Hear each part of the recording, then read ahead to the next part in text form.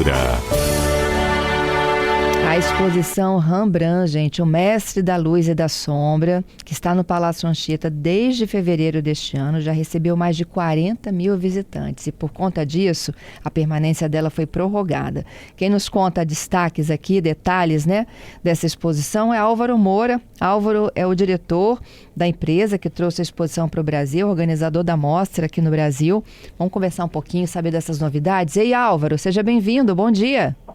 Bom dia, Fernanda. Tudo bem? Ô, Álvaro, 40 mil visitantes, me conta um pouco mais disso. Surpreendeu todo mundo? Fernanda, a mostra é um sucesso no Brasil, né? A gente está chegando a 231 mil pessoas no Brasil, né?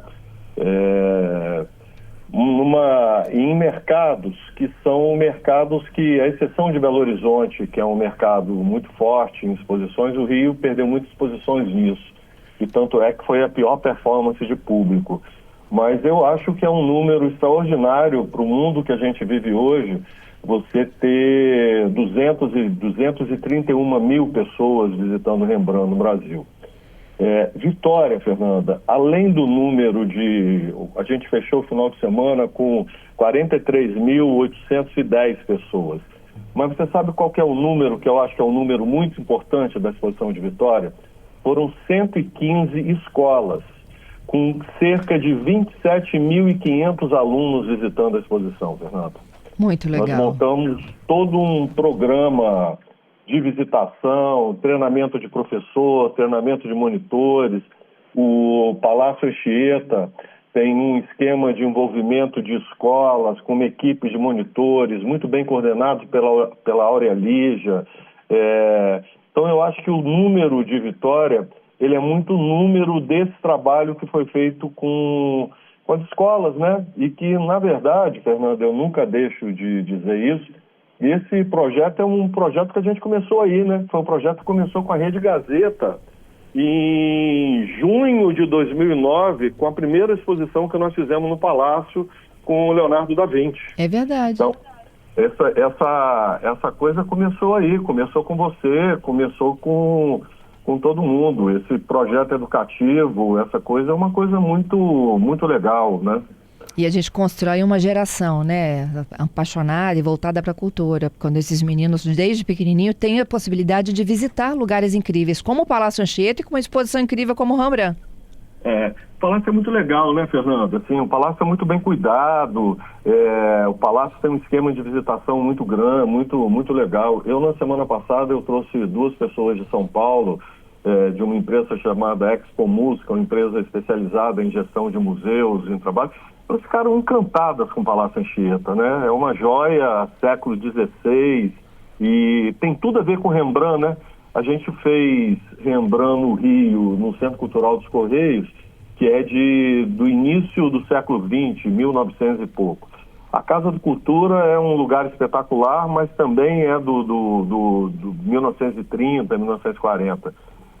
Rembrandt a gente tem uma exposição no lugar do tempo dele, né? O Palácio é contemporâneo de Rembrandt, então eu acho que isso é muito, muito legal.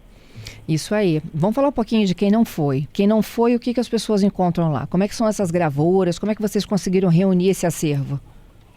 Fernanda, hoje, todos os grandes espaços culturais do mundo têm uma dificuldade muito grande de manter os seus acervos, né? Seja por conservação, seja por seguro. Então, você desenvolver o que a gente chama de recortes de coleções é uma fonte de receita de manutenção e é também uma forma de você fazer circular, né? São 69 gravuras do Rembrandt. Você vai ter acesso a uma quantidade de obras como essa, ou na casa do Rembrandt, no Museu Casa Rembrandt em Amsterdã, ou no Rijksmuseum, que é o lugar, que é também Amsterdã, que é o lugar que tem mais obras, né?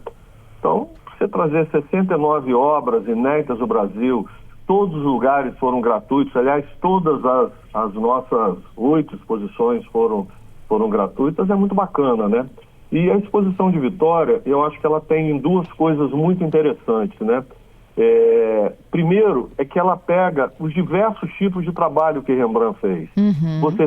A gente dividiu a exposição entre o humano e o divino. Então, o Divino, ele tem diversas obras trabalhando de figuras bíblicas, de crucificação, de descida da cruz, de santos. E você tem o Humano, ele retratou políticos, ele retratou mendigos, ele retratou figuras, entendeu? Então, assim, você tem toda a genialidade do Rembrandt, de ponta a ponta do que ele pintou, está nessa exposição. A própria esposa, né, a Saskia? A Saskia, exatamente, que é uma das peças mais importantes dele. E a outra coisa é que você tem obras de todas as fases da vida do Rembrandt, né? Então você acompanha a evolução. E tem uma coisa muito legal, a gente fez algumas peças de divulgação da exposição, dizendo que o Rembrandt foi o inventor da selfie, né? E, aliás, essa foi a pegada que mais deu engajamento e que mais conversou com os jovens, né? O Rembrandt ele pintou uma quantidade imensa de autorretratos, né? E você tem ele bem novinho e bem no final. E ele não usava muito maquiagem não, sabe, Fernanda? Quando você vê a primeira e você vê a última, você já vai ver um Rembrandt mais enrugadinho, com umas rugas, com o olho mais caído e tal. Então você pega a coisa. Então, eu acho que esse é o negócio legal do Rembrandt, dessa exposição. Você tem diversos tipos de trabalho que ele fez e você também tem obras da vida inteira. E é incrível como ele continua relevante, né, Fernanda? Sem dúvida. Eu estive no Palácio para acompanhar a exposição de vocês na época da Páscoa. E aí, como eu me identifiquei com a obra da ressurreição, da descida da cruz. E assim, era um momento que a gente estava vivendo, né, enquanto o momento da vida, né, nossa, do católico, do brasileiro, enfim, né, da Páscoa, e era tão presente, tão presente nos dias de hoje isso, né? Fernanda, eu vou te dar uma informação em primeira mão. Tá?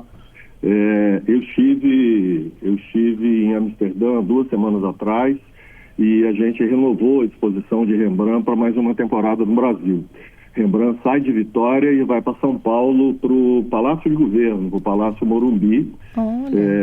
Nós vamos continuar com o Rembrandt no Brasil, faça a quantidade de pedidos de patrocinadores que quiseram se integrar e tal.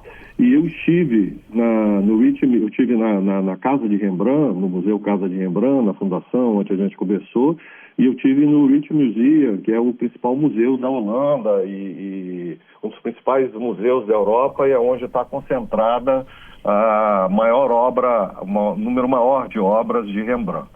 E você tem 2 grandes ícones da pintura holandesa, né? Você tem Rembrandt e tem Van Gogh, né? Que tem um museu espetacular em Amsterdã sobre ele.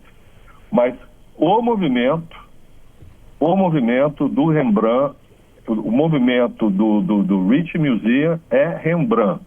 A principal obra dele, que é uma obra chamada Ronda Noturna, ela fica com todo um esquema de segurança e tal. Se chegar perto da obra, é a coisa mais difícil do mundo. Parece você chegar perto da Mona Lisa no Louvre. Então, o Rembrandt, mesmo no dia de hoje, numa cidade como Amsterdã, ele continua super contemporâneo, super atual. O atrativo desse museu, que tem um monte de peça, é Rembrandt. O Museu Casa Rembrandt, se você não marcar com 1 semana de antecedência para ir visitar o museu, você não consegue chegar. Então, quer dizer, ele continua atual. Eu acho que essa coisa dele, do claro e do escuro, uma proposta muito introspectiva de pensar a vida, né? Essa coisa dele dos autorretratos.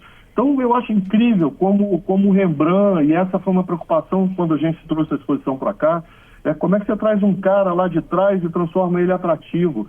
Mas ele por si só, a obra por si só, ela tem essa pegada, e são depoimentos como esse seu. Olha, eu me identifiquei demais com aquela peça, né? Então, assim, crianças, a gente viu crianças, a gente tem uma lupa, né? Que você vê os traços, há crianças loucas com a lupa, muita gente usando a lupa do celular, né? Mas, assim, é muito legal a gente ver essa interação do público, essa importância do público e, principalmente, a interação das crianças com a obra de Rembrandt. Muito bom. O Álvaro, visitação de terça a sexta, de 9 a 5. Domingo. de terça a domingo até 7 de julho. De terça a sexta até às 5 da tarde, é isso?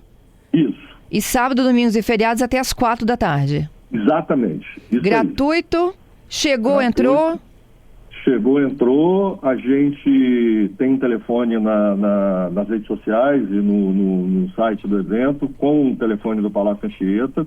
Ainda é possível escolas. A gente prorrogou de novo. A primeira prorrogação foi um pedido do Palácio que o número de escolas pedindo era muito grande. E depois a gente prorrogou de novo por conta disso. Então, para você ter uma ideia, né? 115 escolas, Fernanda, com 27 mil alunos, cara. Mais da metade dessa exposição foi um trabalho educativo feito com crianças, feito com jovens, e de escola pública, escola privada, escola do interior.